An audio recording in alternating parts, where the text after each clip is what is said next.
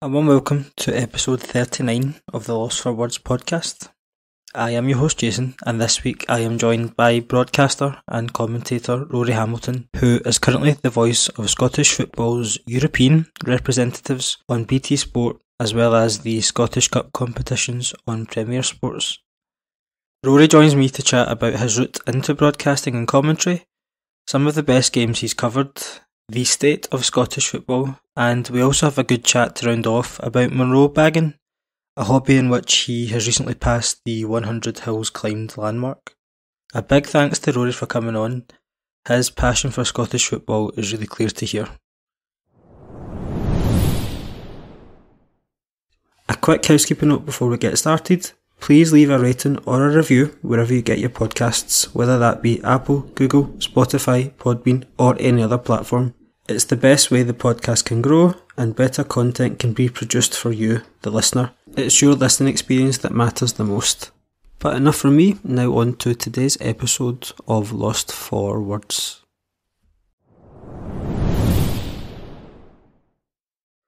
Tell me a little bit about where you grew up. I grew up in Helensburgh. That's where I went to school all the way through from primary 1 to S6. So yeah, I think when I was about, 6, 7, 8, something like that, we moved out to Cove out on Loch Long, which was a sort of 20-minute drive from Helensburgh, so fairly remote. But yeah, all my mates lived in Helensburgh, so that was very much, I would say that would be the town that I grew up in. Were you more of a rugby boy or a football boy as a youngster? I would definitely say football, and because I played football for Clyde Centre, was like the local boys club, and at school I went to Lomond School, which they had a rugby team and it was compulsory to play, and I was raging because they played on a Saturday, and it meant that I had to give up football for a few years. I can't remember. I think because I played up under 10s, 11s, and then I think at that stage I had to play rugby, and so just in that kind of very pre-teenagery mood, I didn't like it. But then when I started playing rugby, I loved it, and I was so into it. And then thankfully at I think maybe like under 14s, so there was like a two or a 3 year gap. Football went to a Sunday, so I played both. And now to this day, I mean, even then I was both. I watched rugby, football, whatever it was on TV, and I was into it as much as the other. And that really stands to this day as well. I don't really, certain times I prefer one sport to the other, but over the piece it's 50-50.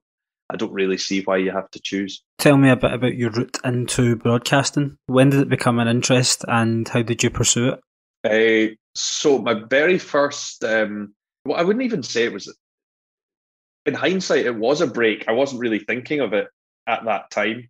I was working. Well, I was at university in Edinburgh, and I managed to get in touch with the sports department at STV at Scotsport.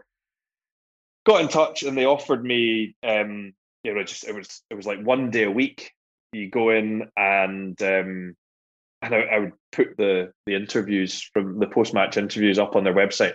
And so I'd come in, I'd get the tapes, I'd go off into a little darkened room and spend a few hours uploading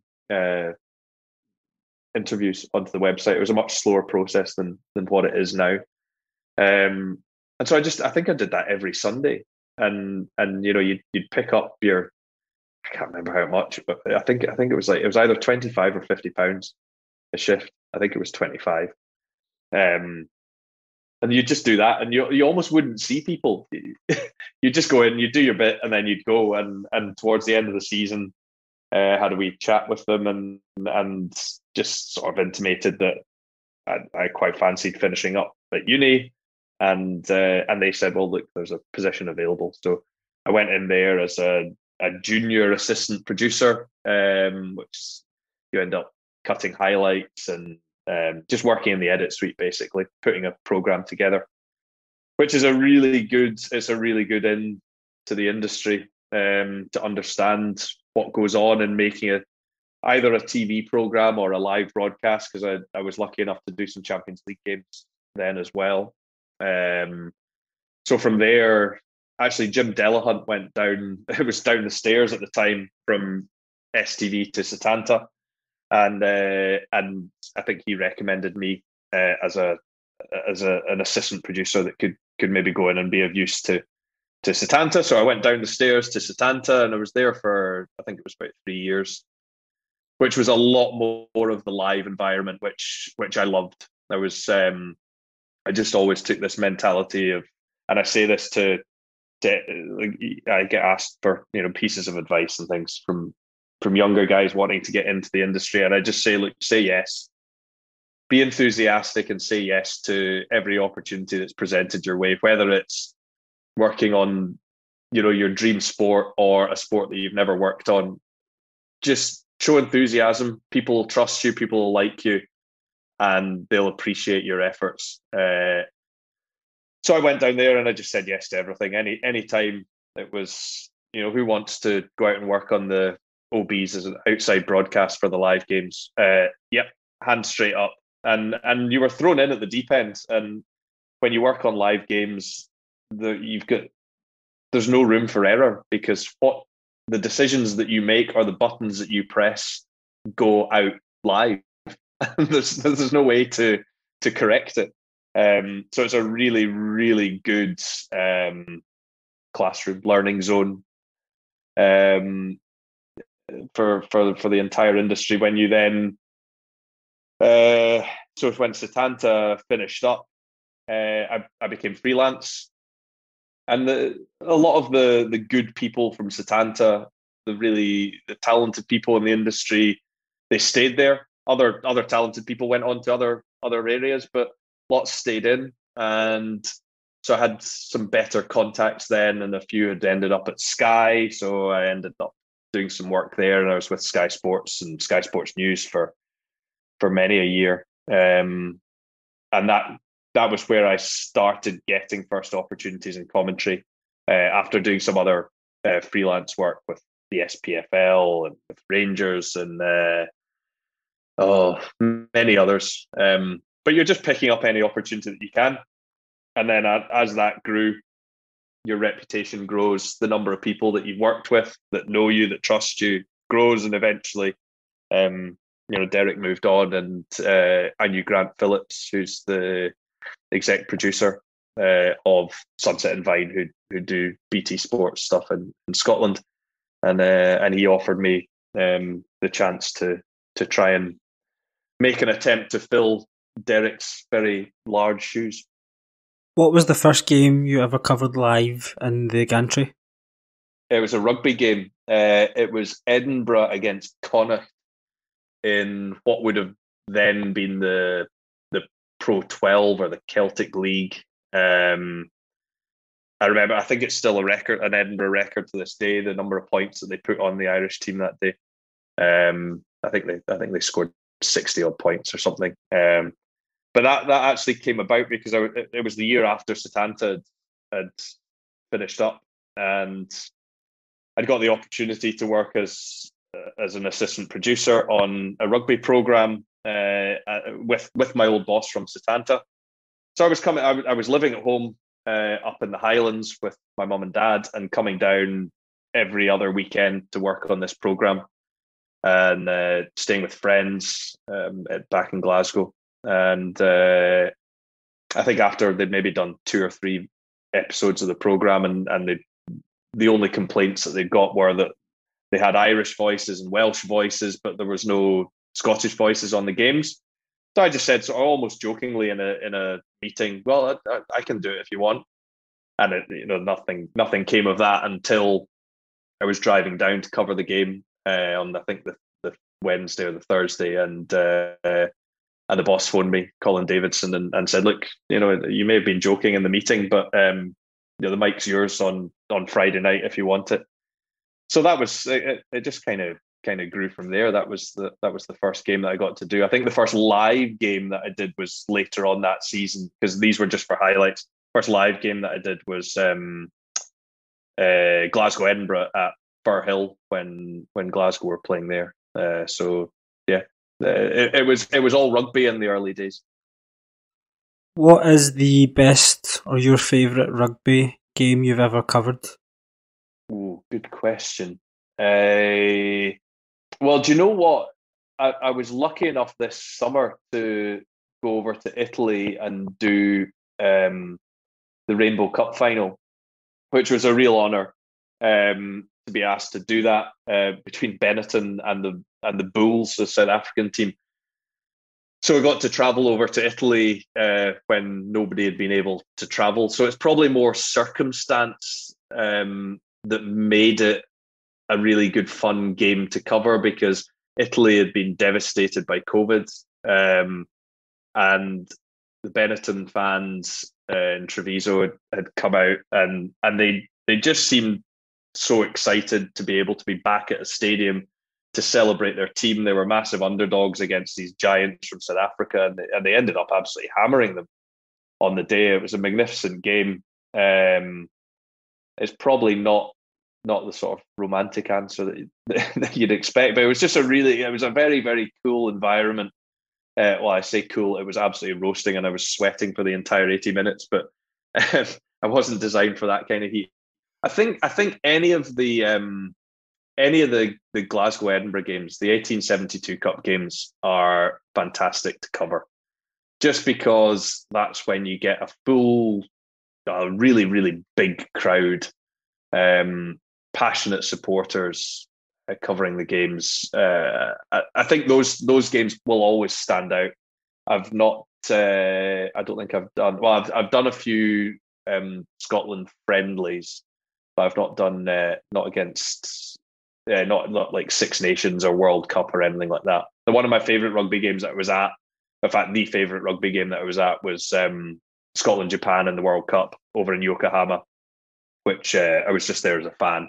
And that was just an unbelievable atmosphere, even though Scotland lost. It's probably the only time that I've left a stadium absolutely gutted that my team's lost, but just so appreciative of what the home fans, what the home team brought to the entire occasion. It was a wonderful experience. Then same question, but for football. What's the best football game you've ever covered? Been a few good ones. I think probably the one that stands out for me, I think it's probably Celtic winning away to Lazio. Was just, it's again in Italy. Just an amazing night. It's not really a game that when on the balance of play that they should have won, and the dramatic fashion in which Celtic scored the winner through Olivier and Cham, last kick of the ball, basically, which means that you can just go for it. As a commentator, you know that there's no way back for the opposition. The first time Celtic had won on Italian soil, and it was part of a really exciting group stage for Celtic. And at that time, I had only covered Celtic in Europe. The first one that I'd done was at home to Zenit St. Petersburg. Again, that's a game that sticks out in my mind because it was my first opportunity to commentate on European football for BT Sport. So that was great. And then the first time that I got to travel was away to Russia, which is a country that I'd never been to. And I love to travel. I love all the experience of different cultures, different food, different atmospheres and stadiums. So those, I would say those are probably three games that really stand out. And and all involving Celtic, strangely, but they're the games that they seem to be barriers or just new experiences for me. And as I'm talking, I'm thinking up others because I've got to say Scotland, England at the Euros. That was something very, very special indeed to commentate on Scotland at a major tournament at the home of our bitter rivals, and to play the way that Scotland played that night it made you really, really proud. So yeah, I think those games are probably the ones that stick out for me. How does your prep differ for a Europa League or a European game versus an SPFL game? I mean, interestingly, I've got my prep up on on the screen at the moment. If I was to share my screen, you'd see all my stats for Jeremy Frimpong and Lukasz Radetzky at the moment are the players that are currently up. Not hugely. I don't think it's hugely different between a league game and sort of a cup game and a European game.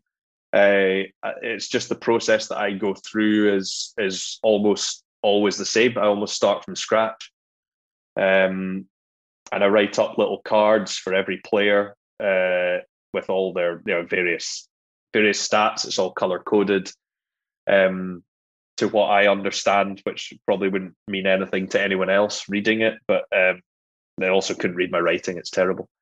But yeah, I wouldn't say it's overly different. I've just come off doing the semi-finals over the weekend in the Premier Sports Cup, and yeah, it's pretty much exactly the same preparation. I think probably the main difference for a European game is that you don't know the opposition quite as well as you would a Scottish team, so you might need to watch a few more of their games. I'm quite big on pronunciations and getting that correct. So yeah, I would say the main thing is that I spend a lot of time on YouTube finding a name being said in their native tongue, so that I think it's respectful to get that right rather than making an anglicized assumption of what you would like it to be. I think too much of that has gone on over the years in British commentary, and I think we can do better and be a bit more respectful to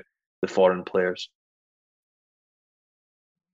So just talk about then Scottish football at present, or if we just talk about last season firstly, what was it like being a commentator commentating in empty stadiums? I didn't enjoy it at all, and I had to. It took a long time, I think, to get used to it. One of the first, I think, maybe the first game that I did back was down at St James's Park, Newcastle against Spurs, I think. But from then on, it took me time to work out how I should broadcast it, because I listened to some of the early games and I thought I don't sound entertained enough. I don't sound excited, and then so maybe went too far and was a bit over the top, and then you find the sort of happy medium. You've still got to go big on the big moments, which is difficult because a crowd completely drives your levels of excitement. It's amazing, and you maybe don't realize it until they're not there. It's amazing how much a big crowd generates how excited you are for a game, any game.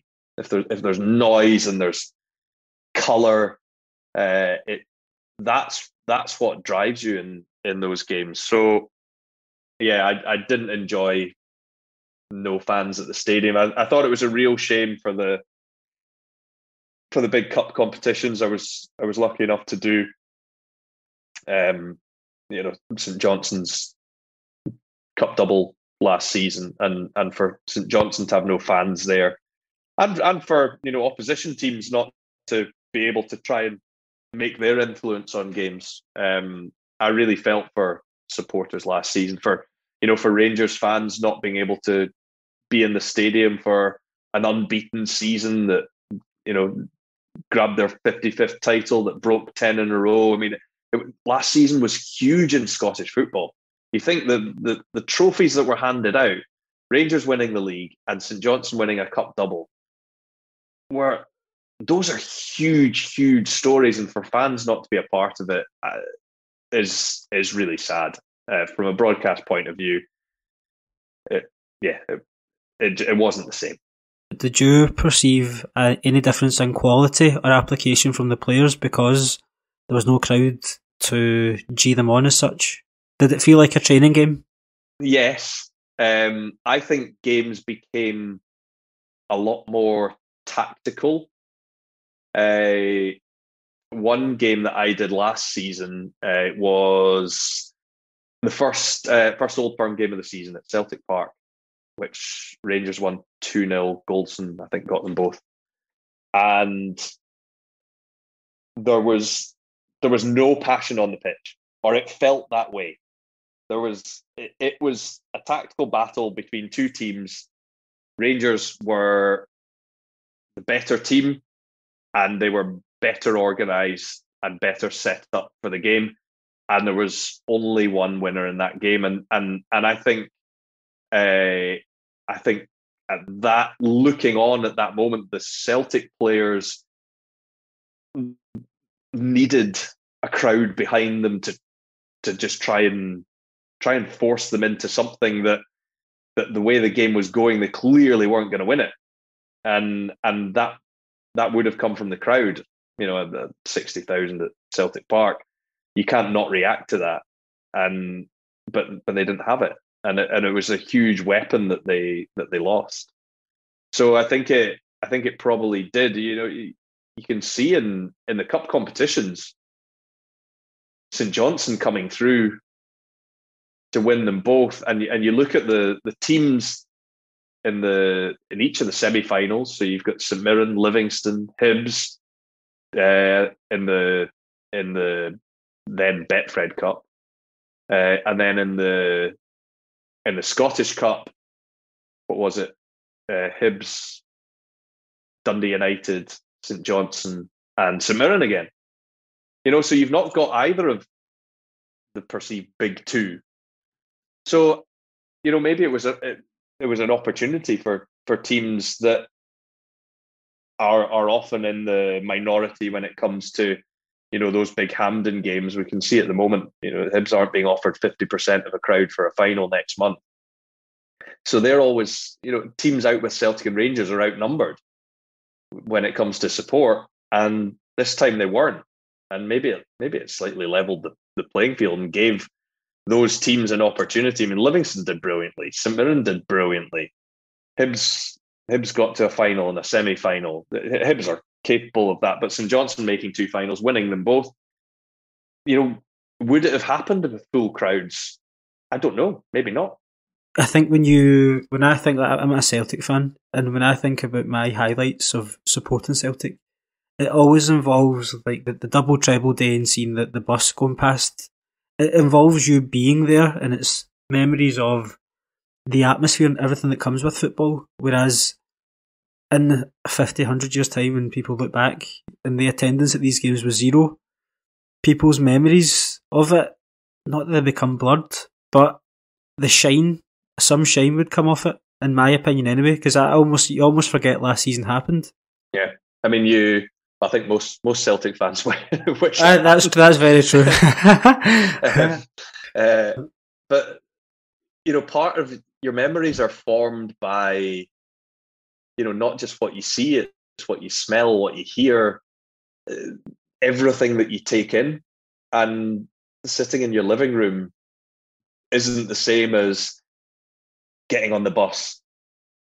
Whether you go for a beer, then you go to the ground and the walk up to the ground, that's where all your memories come from. It's not necessarily the sight of somebody putting the ball in the net. Yeah, yeah. I think you make a good point. I wondered. I thought it was a real shame for. I mean, they started getting crowds in the Euros, but for a major tournament, I thought they're never going to show this footage again because it Yeah, just all it looks to if somebody's watching that in 20 years time that doesn't really have an understanding of what was happening in 2021 or 2020, and they'll just go, well, nobody was bothered about going to the football then. Was this a big deal? I don't think those moments will get shown all that often again.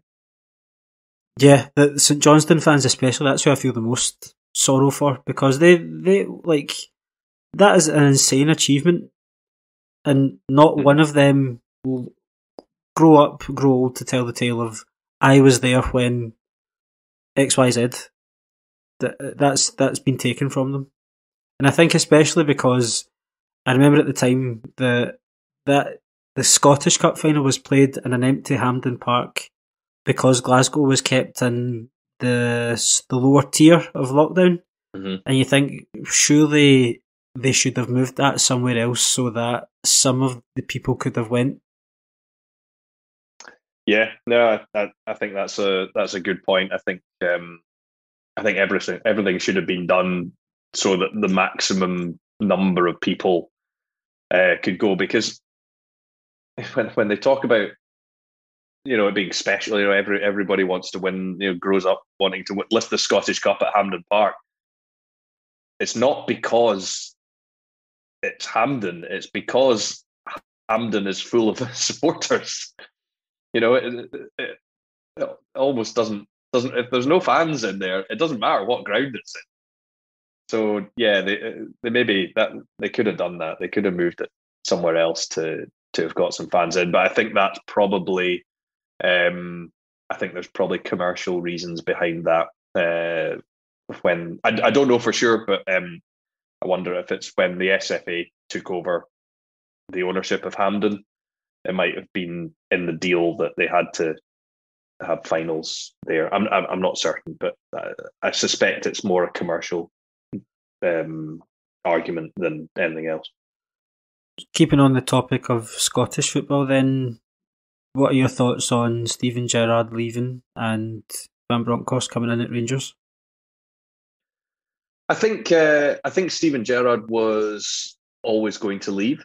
I think to have had best part of 3.5 seasons out of him, I think Rangers will be pretty happy with that. He did the main task that was asked of him, which was to stop 10 in a row. Which I mean, I usually try and avoid talking about 10 in a row, and I've mentioned it twice because I never thought it should have been a thing to be chasing. I think it was made out that football stops after 10 in a row, and it doesn't.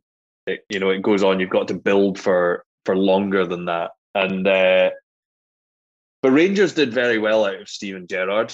But at the same time, Steven Gerrard did very well out of Rangers. He came as an under-18s coach with no experience of managing a first team squad of players, other than being Liverpool captain and everything that he did as a player. He obviously had the attributes to run a dressing room, but management is different. And I think Villa's a good opportunity for him. The long-term goal for Steven Gerrard is obviously going to be Liverpool manager. And I don't think he wasn't going to get that from Rangers. I don't think he was going to make the jump from Rangers to Liverpool. I think he had to either prove himself in the Champions League, which I think is extremely difficult to do with a Scottish team. So I don't think that was going to happen at Rangers, or he had to prove himself in the Premier League. So I think when a big club came calling, and I do believe Villa are a big club. They're a very well run club. They're very stable. They've got a good squad, and I don't think he needs to do anything spectacular there. I think if he can almost maintain and maybe a slight improvement on what Dean Smith did. I know they're not doing very well this season, but he's got the makings of a good team there. And I think with not incredible success, he could still prove himself to get that Liverpool job. Which then brings to Giovanni van Bronckhorst. I think it's amazing how little Steven Gerrard is now being talked about. And I think that is testament to Ross Wilson and the Rangers board for getting in a guy that has immediately softened that blow and appeased the fans. I mean, of course, grew up watching Van Bronckhorst, and I always thought he was such a classy player. And he's done well in management. His time at Feyenoord certainly suggests that he's a very, very good manager. His experience as a player is incredible at Arsenal, Barcelona, over 100 caps for the Netherlands. It'll be very, very interesting to see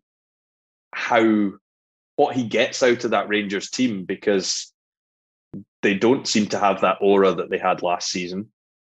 So if he can bring that back, then I think that's the main job for him is to start getting Morelos to the levels that he was, to get Kent back to where he was, Barisic probably to a certain extent. But I think that was a very, very good appointment from Rangers. What do you make of the job Postecoglou has done at Celtic thus far?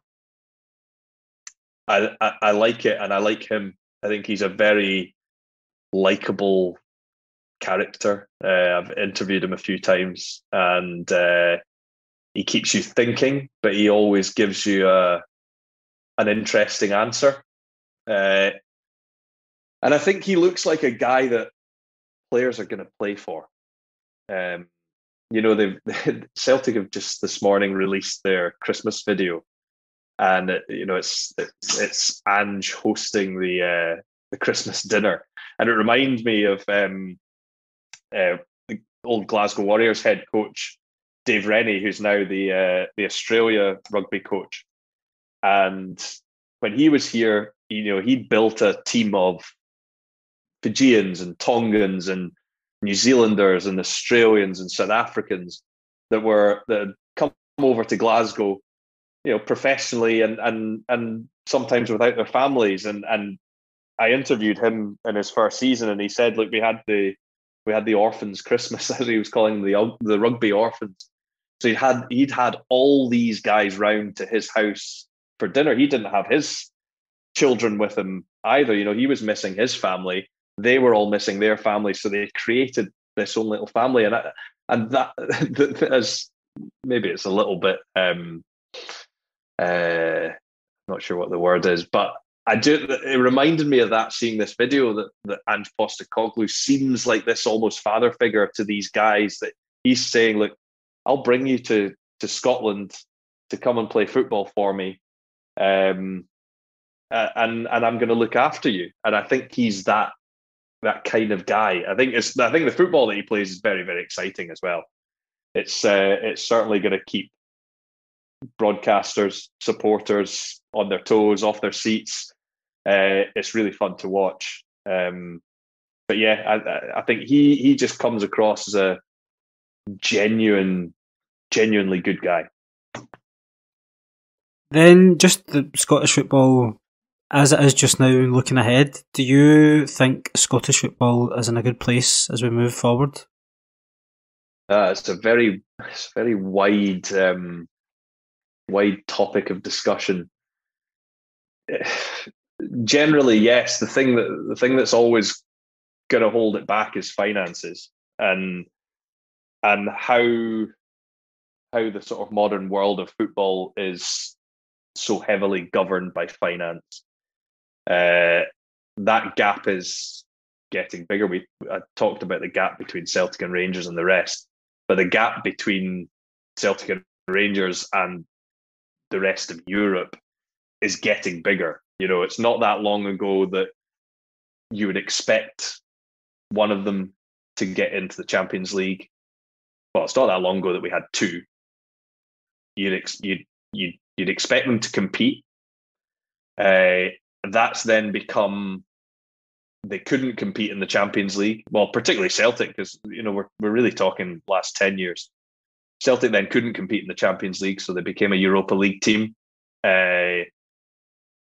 but a very competitive Europa League team. That's becoming harder. Celtic have a huge game on Thursday night against Bayer Leverkusen, which I think they have to get something from if they've got any hope of qualification from the group. So then they're, as last season, they finished bottom of the group. So Rangers did really well to qualify out of their group. But qualification is becoming harder. So there is a decline there. And it's very, very difficult to arrest that. But at the same time, they're underperforming. Celtic and Rangers this season in Europe have underperformed because they were both knocked out of the Champions League by teams that they shouldn't have been knocked out by. If you're looking at budget, they failed in that sense. Celtic with a little bit of mitigating circumstances, in fact, a lot of mitigating circumstances, because they had an entire squad. And you look at the team that went out against Midtjylland, there's a shadow of the team that they can put out now. But you look at the teams that have knocked Celtic out of the Champions League in the last few years, AEK Athens, Ferencváros, Midtjylland. There's another one that I'm missing. But they, maybe one in three is acceptable out of that, or 1 in 4 that you get knocked out by a team like that, but not 4 out of 4. Yeah, I think Cluj is the one you missed. Cluj. And when they played them again, like they played Ferencváros this year, you saw that they're better than them. Yeah. And so they failed. And Rangers failed against Malmo, a good Malmo team that ended up getting to the Champions League, but Rangers should have been more competitive than they were. And that was actually the first signs of the cracks in Rangers that I saw from this season. They went from looking invincible last season to you could see exactly where their flaws were. The Scottish football as a whole, it's always going to be what it is, and we love it. And if it can't compete, that's looking at a much broader scale. If it can't compete on those levels, what we've still got is great, and it will always be great because that's governed by the fans. If Celtic, Rangers, Hearts, Hibs, Aberdeen, and so down the league can't attract Kyogo or Glenn Kamara, players like that, then they'll have a lesser standard of player. But it will still be exactly the same as it is on the terraces. And there'll still be the rivalry between the fans. And there will still be the passion. That will never change. So in that sense, Scottish football will always be in a good place. And the national team is certainly driving us into a good area at the moment, which is I'm so overjoyed to see where they are at the moment. You're talking about the gulf in class. Now, would you say there's a bigger gulf between the old firm and the rest of Scottish football, or the old firm and European football? I would say the old firm and European football. If you're talking the big 5 leagues, they're so far away from that. I think if you put either Celtic or Rangers into a Champions League group with Bayern Munich, Real Madrid, and I don't know, Liverpool. I mean, you're not going to get that in a group, but they wouldn't get anything out of that. Not a chance. So I think that gap is huge, and it's got no sign of diminishing. It just seems to be growing. The gap between Celtic, Rangers, and the rest probably isn't growing, but only because it's always been so big. It probably took that big jump in probably the end of the 90s into the 2000s, where it was going to start, when Advocat and O'Neill were there. That's when it probably became a stage where it was going to be almost impossible over a season for any of the other teams to compete with them. I think we saw in the opening third of the season or quarter of the season, whatever it was, you can see that Hearts, Hibs can compete. They can beat Celtic and Rangers when they play them. It's putting together a consistent run, and that comes down to building a squad. The two Edinburgh teams are the best placed. Aberdeen, you'd put in there as well, even though they're not having a very good season. I've always found it a little bit of a sad state of affairs that no team outside of Celtic or Rangers have won the title since the mid-80s. I don't think that's anything to boast about. I don't think there are many leagues across the world where that's the case. I would love to see that balance redressed, but it's an economic issue. It's not anything that Celtic and Rangers can do anything about. The others need to bridge that gap somehow. And it doesn't really look like it's going to happen anytime soon, but you never know. I would say it's more doable than, say, a Celtic or Rangers getting to a Champions League final. Do you speak any foreign languages to be able to do sort of foreign commentary in the native language? No, not to that level. I mean, my language or linguistic skills extend to school. I did higher French, and I did standard grade German, and I continue to use them, and I do take an interest in it. I did some Portuguese at university as well, and just from travel, I've been to South America, and so I've got a bit of Spanish, but nowhere near enough to be able to broadcast in any of them. I'd say probably my French is the best, but but language does really interest me. I enjoy it, and a lot of the time when I go on holiday to anywhere in the world, be it we were in Montenegro a few years ago, and we were going through towns, and I was working out how to pronounce the names of the towns because I knew of a footballer that had certain combinations of letters in their name, and I knew how to pronounce his name. Finally, to speak about something that isn't football, that I have a shared interest in with you, is the Munros, the hill walking. Well, tell me where your love for that came from. From my parents. My mum and dad were always really into it, and so from a really young age, we were dragged out as kids up the hills, and my sisters hated it. I enjoyed it, but then didn't do it for, I don't know, a long time. Like probably after I did Duke of Edinburgh at school, and then probably, I don't know, like 10 years probably went by where I didn't do any. And then my dad took me and a mate up to Skye, and we did Sgwr Alistair on Skye, and we got an amazing day for it. And I think that sort of brought the bug back. And from there, I haven't really looked back. I want them to be bigger and steeper and more exposed. I'm just always wanting more out of them. So it was really nice recently to do my 100. So that was a good barrier, but it's not something I'm not interested in, and I take this from my dad as well. I'm not interested in doing them all.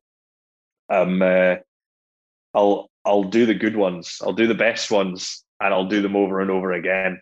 I've done quality, not quantity. Years, yeah, exactly. In recent years, this summer I went up and did the Big Six in Torridon.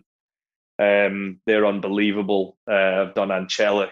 I've only done that one on Skye, and I want to do the full Coolin Ridge, and those mountains I'll do over and over again.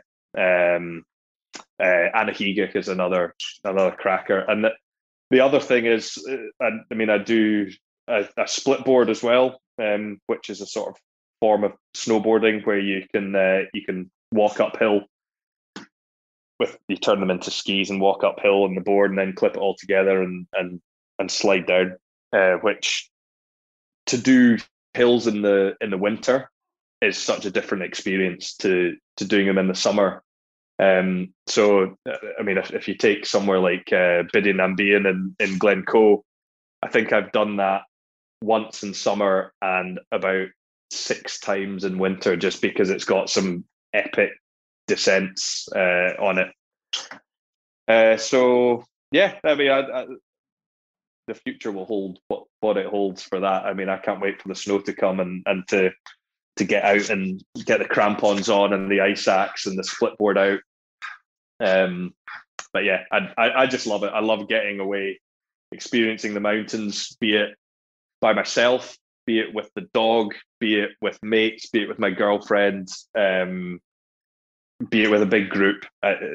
Every experience is different, and you get more out of it every time. That's probably where I'm at my happiest, if it's not in the stands of a football stadium chanting and having a beer. What is your favourite one or your favourite range? If you had to choose one or a group of... I had to choose essentially one mountain to... I think Anchelic is the best single mountain in Scotland. But saying that, I haven't done all of Skye. I've not done Scuairnagillion, which I think is generally rated as the highest. But ratings are, it's all about how you feel. I did Anchelic with my girlfriend about 3 or 4 years ago, and that's a stunning mountain. It's got everything that I want in a mountain. There's scrambling. There's a 500-foot drop on one side as you're going over the pinnacles. So that would probably be. I think that would be the one. If I was to pick a range, you probably have to pick the Coolin on Skye. But as I say, I've only done one of them, so it's unfair. I've done all the Torridon ones, and it's magical up there. It's absolutely stunning. So I would probably now pick Torridon, but I know that what awaits in Skye is going to be really exciting. Then the flip side, what is the most sort of basic bitch one that you've done? I hate these are the ones that you just that I wouldn't bother. The ones that are just like grassy slog. What's the one? I didn't like. I wasn't a big fan of Ben Moore. I wouldn't put it as my worst one, but I didn't really enjoy Ben Moore. Stabinian behind it's great. But to get up Ben Moore, I just found a bit of a slog, a bit busy, a bit touristy. I usually prefer a little bit of solitude. One of the amazing differences, sorry, the dog's just making noise at me. Sorry. One of the amazing, if you do say something like Ben Nevis, right? Ben Nevis up the front, up the tourist path, I wouldn't do it. If you were offering me a day in the hills and you said we're doing that, I would go, like, we can find something else. If you go the back route, up Carnmore Gerrig first and up the Arret and up the back of Ben Nevis, that's one of the best days out in the hills that you can have. So yeah, and sometimes it just comes down to your experience. I think I did one this summer that there was a Corbett that went on to a Munro, and it's like, they call it I can't remember the name of the hill, but it's like the hidden Munro of Glencoe, and it's between Biddy and Nambian and Scuairnagillion, which is what I did as my 100, and Scuairnagillion. And it was it's probably a nice mountain, but you're just like clinging onto grass on the way up. Just like those are the ones that I hate. But at the end of the day, you come up, you hate them when you're going up, but when you get down, you still had a good day. It's better than sitting in the kitchen and working. Any day on the hills is a good day. Even if you get into difficulty and it's scary and that tests you. Sometimes it's good to be out in bad conditions and have a difficult experience, because it makes you switch on and it brings out the best of your skills and abilities. So yeah. I guess going out in winter, that's what gets the best out of you, in my opinion. Just to round off, do you see yourself doing commentary forever? Is this your life calling, so to speak? That probably comes down to more people than me, which is producers, and I need to keep giving the work. Yeah, probably, but no, I wouldn't say I'd necessarily see myself doing it for. I'd be quite happy, but at the same time, before I was given the BT job, me and my girlfriend were going to move to Canada, to a ski town, to live in the mountains and just have a different life. That was the plan, and it was a sort of, we hadn't bought it, but the plan was a kind of one-way ticket to go and do something really different, but to be offered the BT job, you don't turn that down. And so many of these things that they come down to contracts, the things that are out with your control. BT losing the right was a massive blow, and so for the next, well, I've done now a year and a half of not having that as my main source of, or my job. So you have to then scramble for everything else a little bit, and that's tough. You couldn't do that for the next 30 years. You wouldn't be able to. There would be a spell where you wouldn't be earning anything. So I don't know. Maybe, I mean, in some other ideal world, I'd go and be a mountain guide somewhere, which is, I mean, I'm probably not good enough, but I'd love to. That would be something that would be absolutely incredible. There's all sorts of things I'd love to do, actually. So who knows? The nice thing about doing commentary is it gives you other time. You've got extra time to go and do other things. So I kind of wouldn't rule out going down, a route like that if it gets you in the mountains every day. That's something that could happen, I guess.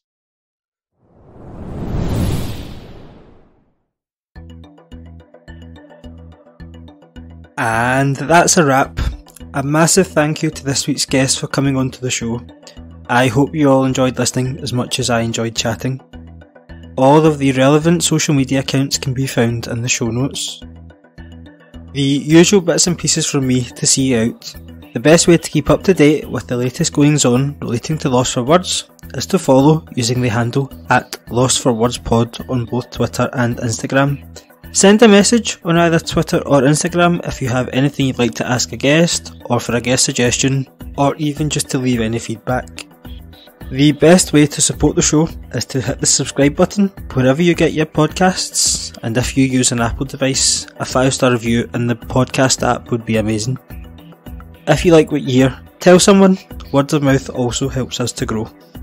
Finally, to round off, all of your support and continued listening is genuinely appreciated. It means a lot to me to have you on this journey too. I am your host Jason, and I hope to have you back next week for another episode of the Lost for Words podcast.